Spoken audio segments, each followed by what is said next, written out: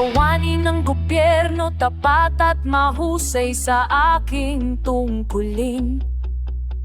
Papasok ng maaga, magtrabaho ng may husay, serbisyo publiko aking hangarin. Magsisilbi ako ng may malasakit, sa bawat mamamayan aking tatratuhin. Pantay at makatarungan, walang binabale, wala katiwalian at pagsasamantala aking labanan. Ako'y may paninitigan sa aking panunungkulan.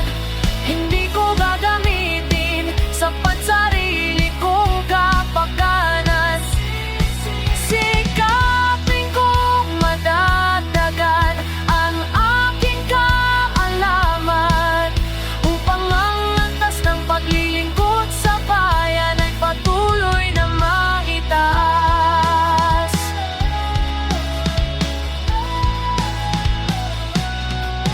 Sa harap ng aking mga kababayan, ako'y nanunumpa maglingkod ng tapat at mahusay sa bayan ko at sa panahong ito.